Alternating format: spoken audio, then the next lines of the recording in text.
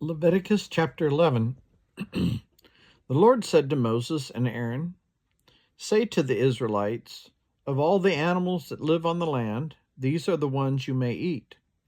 You may eat any animal that has a divided hoof and that chews the cud.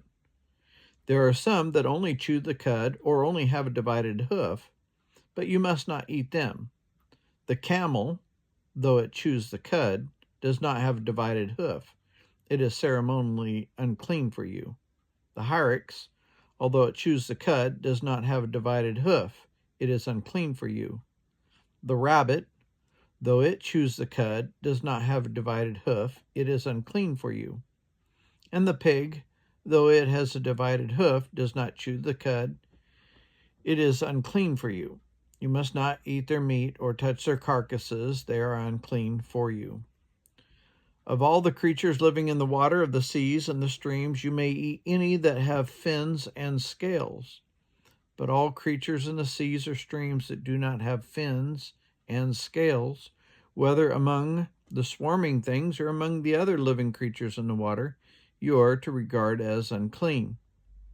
And since you are to regard them as unclean, you must not eat their meat. You must regard their carcasses as unclean. Anything living in the water that does not have fins and scales is to be regarded as unclean by you. These are the birds you are to regard as unclean and not eat because they are unclean: the eagle, the vulture, the black vulture, the red kite, any kind of black kite, any kind of raven, the horned owl, the screech owl, the gull, any kind of hawk, the little owl, the cormorant, the great owl, the white owl, the desert owl, the osprey, the stork, any kind of heron, the hoopoe, and the bat. All flying insects that walk on all fours are to be regarded as unclean by you. There are, however, some flying insects that walk on all fours that you may eat. Those that have jointed legs for hopping on the ground, of these you may eat any kind of locust, katydid, cricket, or grasshopper. But all the other flying insects that have 4 legs you are to regard as unclean. You will make yourselves unclean by these. Whoever touches their carcasses will be unclean till evening. Whoever picks up one of their carcasses must wash their clothes, and they will be unclean till evening. Every animal that does not have divided hoof or does not chew the cud is unclean for you. Whoever touches the carcass of any of them will be unclean. Of all the animals that walk on all fours, those that walk on their paws are unclean for you. Whoever touches their carcass will be unclean till evening. Anyone who picks up their carcass must wash their clothes, and they will be unclean till evening. These animals are unclean for you. Of the animals that move along the ground, these are unclean for you: the weasel, the rat, any kind of great lizard, the gecko, the monitor lizard, the wall lizard, the skink, and the chameleon. Of all those that move along the ground, these are unclean for you. Whoever touches them when they are dead will be unclean till evening. When one of them dies and falls on something, that article, whatever its use, will be unclean, whether it is made of wood, cloth, hide, or sackcloth. Put it in water, it will be unclean until evening, and then it will be clean. If one of them falls into a clay pot, everything in it will be unclean, and you must break the pot.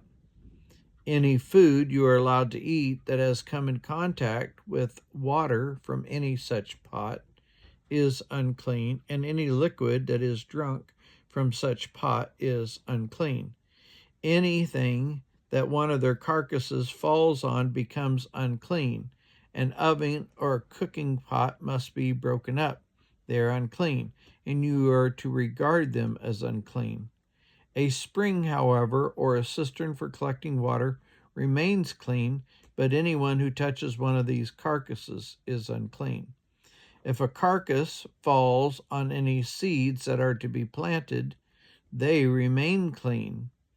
But if water has been put on the seed and the carcass falls on it, It is unclean for you. If an animal that you are allowed to eat dies, anyone who touches its carcass will be unclean till evening. Anyone who eats some of its carcass must wash their clothes. They will be unclean till evening. Anyone who picks up the carcass must wash their clothes, and they will be unclean till evening.